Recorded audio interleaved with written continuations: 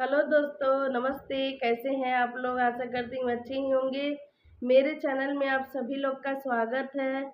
मैं आज लेके आई हूँ बेटी ब्याह है गीत। आप लोग सुनिए। अगर अच्छा लगे आप लोग को तो कमेंट बॉक्स में ज़रूर बताइएगा कैसा लगा आप लोग को।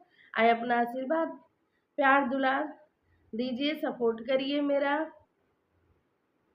कोरे खेते सीता बेटी लिहाली जनमावा हो, जनकपुरा भैलाया जोर। कोरे खेते सीता बेटी लिहाली जनमावा हो, जनकपुरा भैलाया जोर।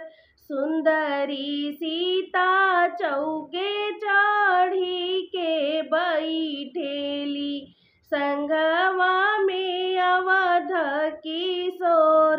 सुंदरी सीता चौके चढ़ी के बैठेली, संगवा में अवध किशोर।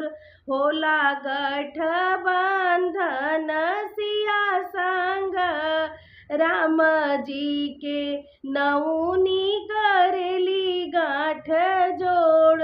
होला गठबंधन सिया संगे राम जी के, नौनी करेली गांठ जोड़। संघवा बैठाई बाबा करी कन्या दनवा हो, झर झर नैना बरसे लोर। संघवा बैठाई बाबा करी कन्या दनवा हो, झर झर बरसे नैना लोर। संघवा बैठाई बाबा करी कन्या दनवा हो, झर झर नैना बरसे लोर।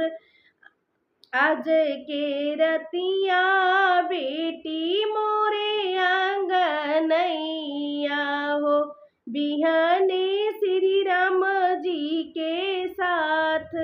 आज के रतिया बेटी मोरे आंगनैया हो, बिहने श्री राम जी के साथ। बाजत बधैया अवधपुर नगरी हो, जनकपुर भैला सुनसान। बाजत बधैया अवधपुर नगरी हो, जनकपुर भैला सुनसान। आरती उतारेली मधु कौशल्या हो, गाई के मंगल चार गीत। आरती उतारेली मधु कौशल्या हो, गाई के मंगल चार गीत। निहुरी निहुरी सीता सास गोड़वाला गेली, देहु सासू जी अपना आशीर्वाद।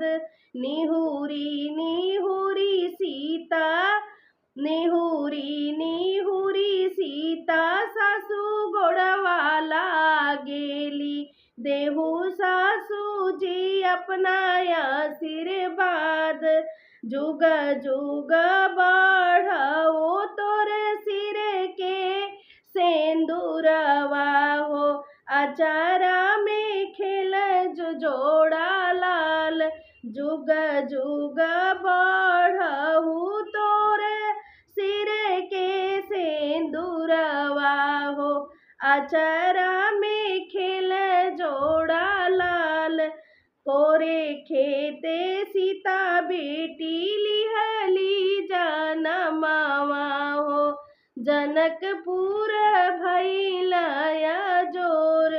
कोरे खेते सीता बेटी लिहली जनमावा हो, जनकपुर भैलाया जोर। नमस्ते दोस्तों। आप लोग का सहारा है। फुल वॉच करके मेरा वीडियो देखिए और शेयर सब्सक्राइब कर दिया करिए, सपोर्ट करिए आप लोग।